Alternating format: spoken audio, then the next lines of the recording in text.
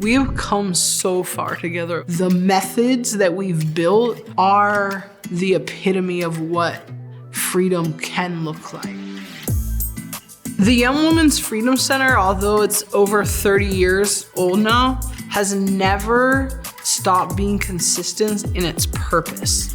It is a sacred physical community that exists to remind young girls and trans youth and non-binary youth of their inherent power, of their brilliance, of their resilience, so that together we can transform the conditions that keep girls and young people stuck in cycles of poverty, exploitation, and incarceration.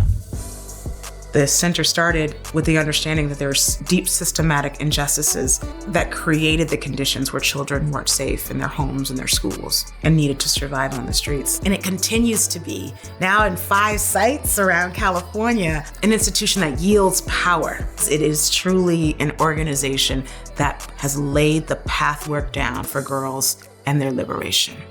We have hundreds, if not thousands, of young women who have come through our doors and for many years been a nationally recognized organization. But I think now with the kind of expansion that has happened, we've been able to build power across the state in ways that we had never imagined. We've evolved as young people have evolved and as issues have evolved. I think that's one of the beauties of the center being a political home for a lot of folks, including myself, is like your political training, your political analysis comes from your personal experience with issues.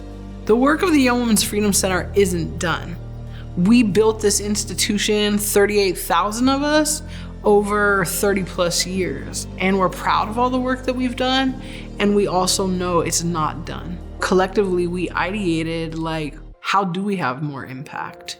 And when I decided it was time for me to transition, it really made sense that Julia, who is this profound leader that deeply understands and has her own vision for Young Women's Freedom Center, would step into that space, and Mika Mota, who's now the director of Sister Warriors Freedom Coalition.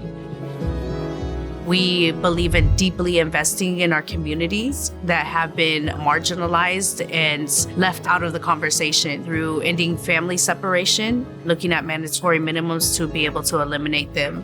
What we did in those first few years of working together really set the stage for what was next. Sister Warriors was born out of the Young Women's Freedom Center and the methodology. We now have a space for our sisters that are coming home.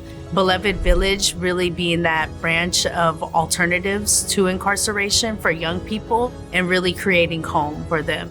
And ReImagine Freedom really tying together over 30 years of history.